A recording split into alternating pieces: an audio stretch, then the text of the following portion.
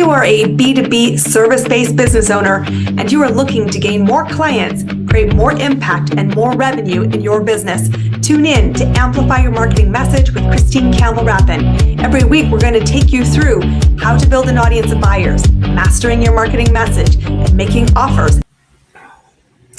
You don't have to go very far today to hear the conversation. We're in a trust deficit. And every business owner right now is asking this question in small, safe, vetted circles. How do we actually build trust? And why is this such a mystery? Because trust really is the key to winning today. And I would hazard a bet, at least for the next decade, because consumers have more choices than ever. So today I'm super excited to introduce to you our guest who's going to come talk about this from his perspective, the brand that they've created and why they're winning in today's marketplace. So guys, if you do not already know, please give a very warm welcome to our guest today. This is Shane Barker. Welcome to the show. Hey, thanks for having me. This is exciting. I was excited about this. It's exciting. We're going to make big impact together, and I'm excited to have this conversation. Yeah. And I want to start with a definition. Let's start at ground zero. What do you think it means to have trust or to be trusted in the current marketplace? What does that actually even mean?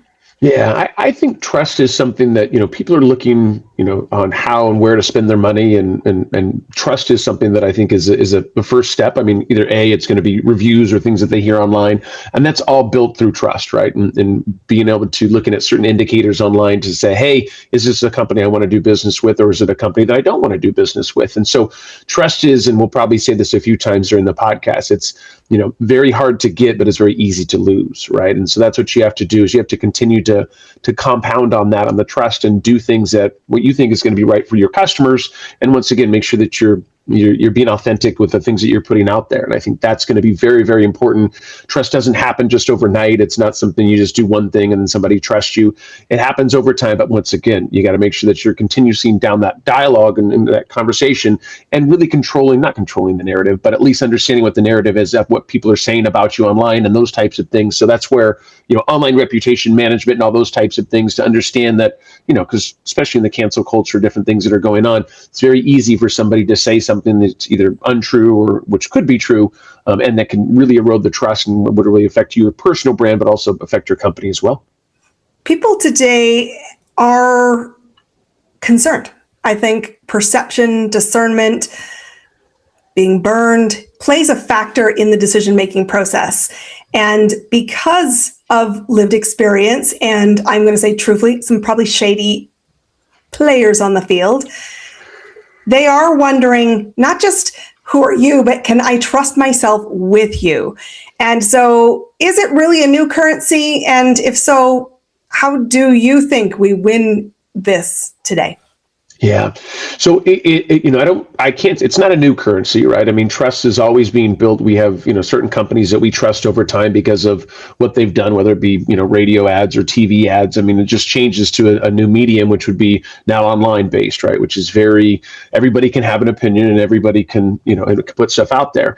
I always encourage companies, even with your personal brand, it's like, you're not going to satisfy everybody. In fact, one thing you don't want to do is fixate on trying to satisfy everybody. You're not going to make everybody happy. When you get to a certain level, you're going to have people that are haters or that just don't like you, or a past employee or somebody that might say some stuff about you. So as entrepreneurs, we have to, stay strong to that and just better understand what is being said about us and how do we, either combat that or how do we explain that or what does that look like, right? And there's certain tools that we can use to be able to do that.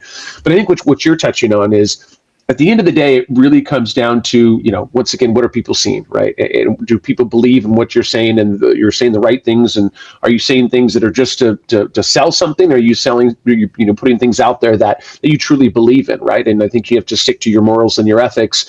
And once again, some people might not agree with you with certain things, but at the end of the day, if you stick with that, there's going to be other people that really resonate towards that because they want somebody that they can trust. They say, hey, listen, I trust you as an individual, right? It's not one thing to trust a product or a service, but I trust you as an individual because I feel like you do the right thing, and that at the end of the day, that you're not going to screw me over. And I think a lot of that can either come down to a consumer misunderstanding what a product or a service is. It can also be the owner not explaining it correctly with potential outcomes. I mean, what I did over the years is I would start doing qualifying questions, right? Where I would start to kind of say, hey, these are certain things. Hey, what is your budget? Oh, my budget's $10,000. What do you want to do? I want to make $10 million from that. Well, we would all love to do that, right? I mean, that sounds amazing. If I was able to do that, promise was sold to us, boy. Yeah, how's that going on your end?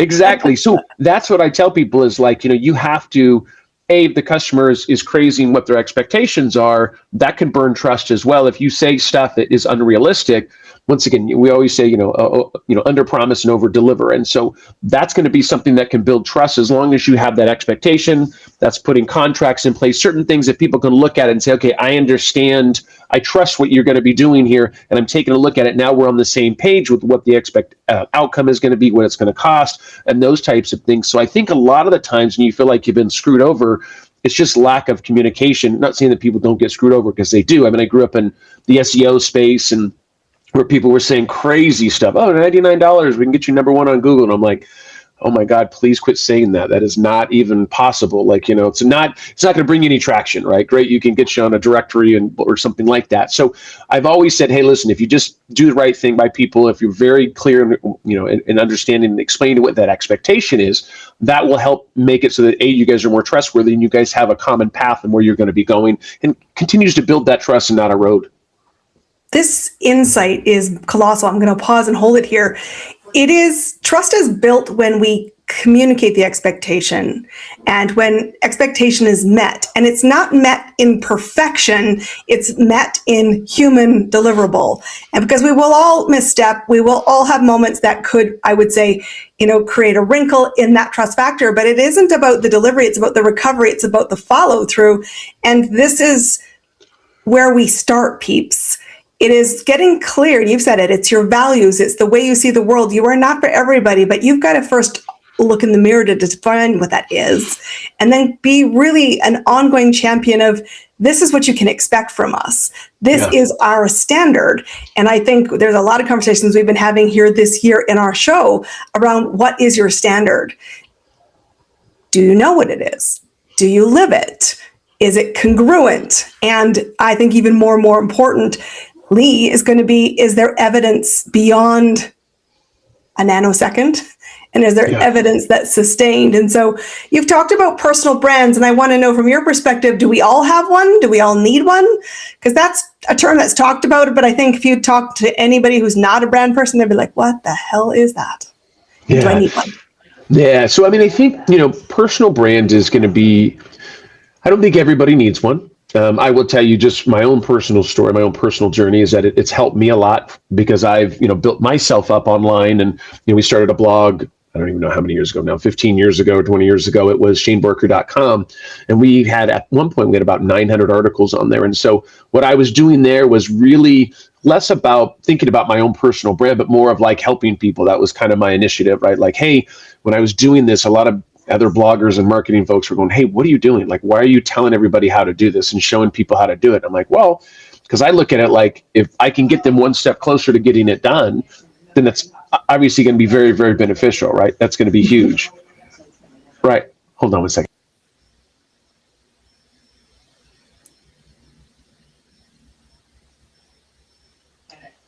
Sorry about that. Yeah. So, I mean, really, that's something we got to be able to take a look at, is saying, hey, like, does this resonate, right? Is this going to be something that we can get and move forward? That's the hard part with this is, like I said, my journey of building trust and having that personal brand. It took a while, right? Because I didn't know that's necessarily what I was doing. It was more of just education and helping people and making sure that good things are happening there.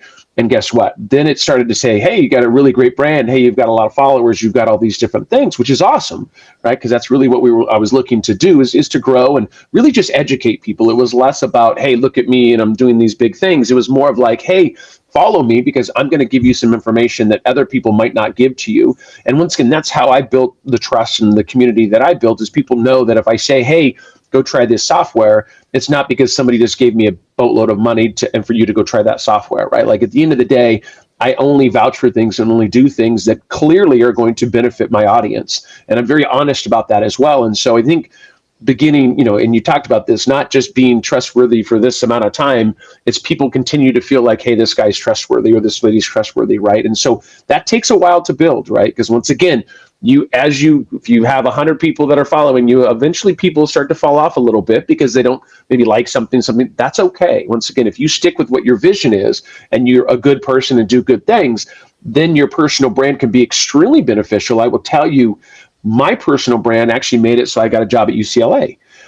Which not too many people can say that. And I didn't have my master's. I didn't have anything like that. But what happened was they went and looked at my online reputation and looked at what I was doing. And I was talking about influencer marketing. That was what we ended up creating the curriculum around. And so guess what? That was because they went and looked at my personal brand and said, hey, this guy clearly is doing influencer marketing. He's somebody that is in there every day, that's a practitioner. And we want that more than somebody else that can just read a book about influencer marketing. We want somebody that's actually been in the trenches and making it happen. And so my personal brand has brought me a lot of really, really, really cool things. Now, I will tell you, the hard part with a personal brand is if you want to sell it, right? So I'll give you an example, ShaneBarker.com. Well, great. Do you want to buy ShaneBarker.com? Well, of course you don't, because you're not Shane Barker. So, we run into this. It's very valuable for building reputation and building trust and stuff like that.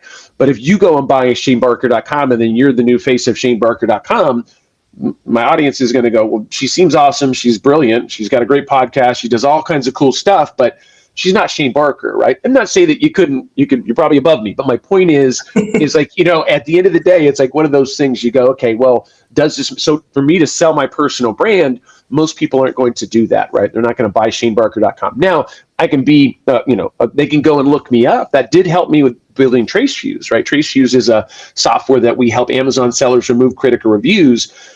What happened with this, because I had a good personal brand, I put my face on the company, not for notoriety or be known, but I wanted people to go, okay, I somewhat recognize this guy from online. Look, taught at UCLA, has been doing, in the digital space for 30 years. Well, guess what?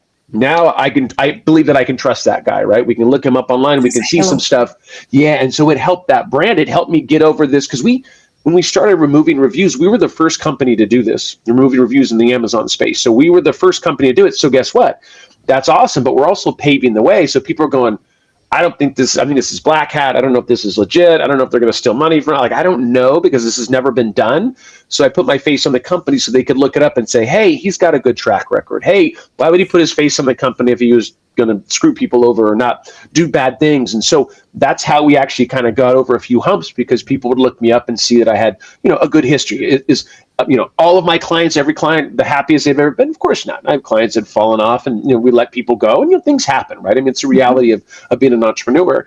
But overall, I had really good reputation online, which once again helped build trust and help build an audience. And people go and say, wow, if people have been following this guy for 20 years, 30 years, and we have to assume he's somewhat of a good character, It's interesting to really just hear it distilled, guys. If you want to build trust, you have to think about what is your reputation, and reputation is built through practitioners. And I think this is an interesting one. And I'm so glad you said that word, because we don't hear about it a lot. And I said 5 years ago, it was all about authenticity. And I'm not saying don't be authentic, guys, but in the world of AI, we don't know we trust authenticity if you're calling it that, because if you're calling it that, I'm like, is that just better PR? But what it comes down to is, I will hire for the person in practice, the person who's living the current, who's managing the reputation, who's facing the same dynamics. And are they promising the moon and the unicorns? Unlikely. And when we look as business owners, particularly the B2B guys, I said, guys, you're hired for your opinion, the expertise you bring to the table, and you carry a specific lens. You must lean into that even more, because if you're going to be trusted right now, I know we get invited to rooms. I get asked to lead and facilitate things because why? I watch you walk your talk, and I watch you own evolving into this. And I think this is really important, because you can have this byline. And I know we've debated this chicken and egg in our business. How much of this is personal brand against my single reputation? How much of this is our company name? And I don't think it's either or, but it's also about where you're going long term, and when do you want to take the shifts that might be needed to build a sellable asset. Because of course, if you don't have this intention to sell Shane Barker or Christine Campbell Rapin, then it doesn't have so much of a play. But if your goal is exit, your goal is bigger opportunities, again, the face is part of it, but it's not the thing anymore. But it's always about borrowing the brand halo, because brand halos play a big deal. Yeah. And so you also have a belief that it's not just enough to have your own foghorn or bullhorn or amplifier, you need other people advocating for you to play the role here for me on what is a strategic partnership and why do you think it's a smart strategy? Yeah, strategic partnerships are extremely important because I'll give you an example for what we do at Trace Views. I mean, we've partnered with quite a few Amazon agencies, Amazon accounting firms, all different companies like that. Because guess what? Those companies have built trust with their consumers, right? With their clients. And so, guess what? If they come in and we have, John Smith that says, "Hey, I know Shane. A few of my customers work with him. He's a great guy and they can help you remove those critical reviews and you only pay when a review actually gets removed." Well, guess what? That's a warm introduction from somebody that's trusted. And so that strategic partnerships become very, very valuable, once again, I talk it up like as a value trade, right? So at the end of the day, like my LinkedIn is an example. My LinkedIn just hit over 1 million impressions a month. So we're very, very active there. Well, guess what? That's a great asset. And I can now promote other people. I can promote other podcasts. I can promote other companies. And I do that for free when we have strategic partnerships. So somebody will say, "Hey, I have an email list of 10,000 people, and maybe mine's only 3,000, which is 8 or 9, but let's say it's 3,000, not quite the value trade." Well, guess what? We'll also promote it on my LinkedIn that I'm getting over 1 million impressions, and they go, "Wow, that's awesome." And so that thing, once you can develop a good strategic partnerships, assuming that you can trust, the company and make sure you're validating and make sure they're doing good things and good business. And once again, they don't have to be perfect because nobody holds on to clients for 100 years. Or at the end of the day, you win some and you lose some. But really what we're looking at doing is really having other people vouch for you, because obviously we did that even on our website. We have like our testimonials and all those types of things. My thing is I can tell everybody that we're the most awesome thing ever. In fact, I tell people, "Hey, we're the best thing since sliced bread." But I don't, well, I'm the owner. Well, no doubt I'm going to say that we're the best thing since sliced bread, right? Like at the end of the day. So I hope so, because you're proud of your standard. That's exactly it. And so it's like, hey, you can go look at our testimonials, other people talking about us. I'm on podcasts. I speak internationally. Like all these are all things that play into saying, hey, you know what? I believe this is somebody we could trust. He wouldn't make it this far if he was screwing people over and doing bad things and all that. So that's the way I kind of look at it is, it's more of a stamp of approval, but it's one thing for me to say it, but it's way better if somebody else is saying it, whether you ask for that, more like earned media opposed to something that you're paying for. It's becoming incredibly important in the agentic AI space to have this endorsement of, I would say, brand halo, strategic partnership. But I also want to just highlight something because I just had a light bulb go off. I mean, I know a lot of people want to come onto an established, trust-built platform. We have people want to come onto our podcast. We have people want to come into the events we run. And I think you should be looking in the mirror, my friends. Are you a destination that people want to be associated with? Because that's when you're trustworthy. And yes, it is appropriate to leverage other people's platforms. And you said it may not be always an equal give and take, but it is all about a shared win. And so, guys, I want you to be thinking about strategic partnerships to who do I want to come onto my space and run with? And who can I support and run with as well? Because we all start somewhere and we're building reputations over time. And when you start to get involved in strategic partnerships, I promise you, you'll have this weird thing happen to you. You'll be like, I think I'm the small fish in the room. What just happened? And it's a very cool moment. And you know what? Here's what my mentor always says to me. You belong in that room. If you get offered the opportunity, say yes, figure it out, and pay it forward because we're all in growth cycles. So for you, I want to ask you this. I ask all my customers and clients and friends and peers because I think this is a good conversation to have. For you right now, in a place where trust is a tough economy, where reputations, you said, can be earned over a long time and burned instantaneously. What works for you both as a personal brand and with Trace Views AI to be winning in the current marketplace?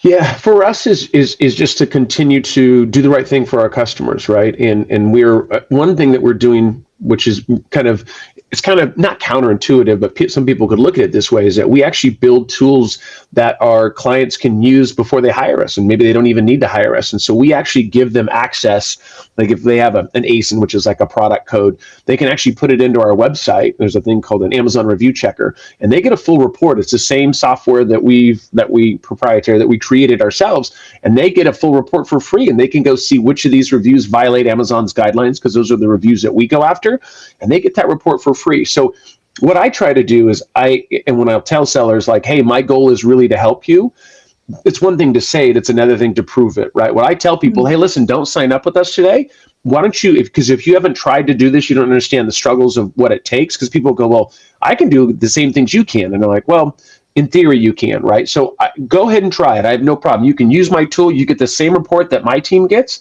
Go ahead and file cases, get some of those reviews removed.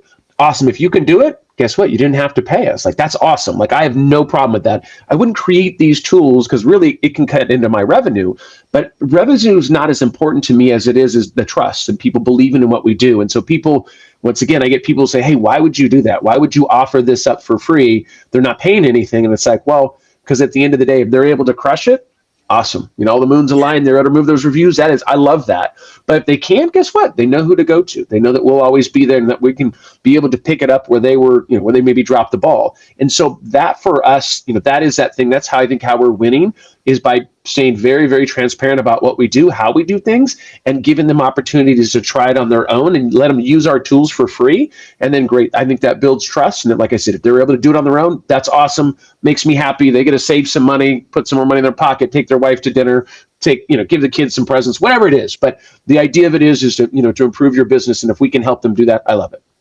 I know we share that philosophy, and people ask us perplexed often, why do you guys give away this? I said, because if you can win, all I'm here for is to help you win. I like watching you win. And if you can do it on your own, God, please, I'd be the first champion for you. Yeah. If you need support, I also want to be synonymous as we walk the talk. We're winning in the same current that you are. And I think, guys, take this as a takeaway.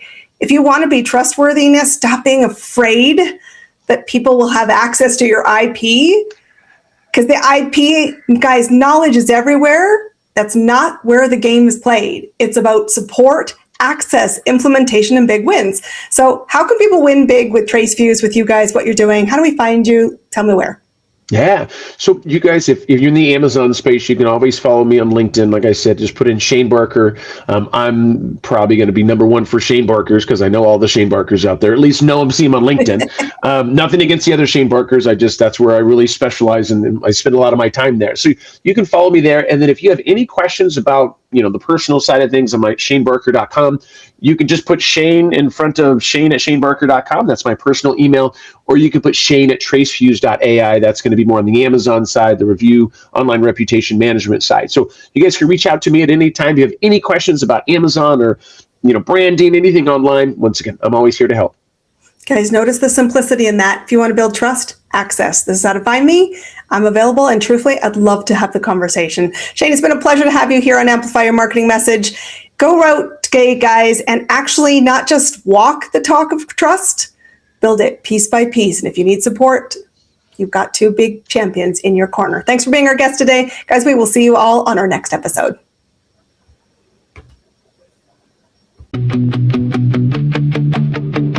That's a wrap on another amazing episode of Amplify Your Marketing Message with me, your host, Christine Campbell Rapin. Be sure to subscribe on your favorite podcast platform so you don't miss another great episode.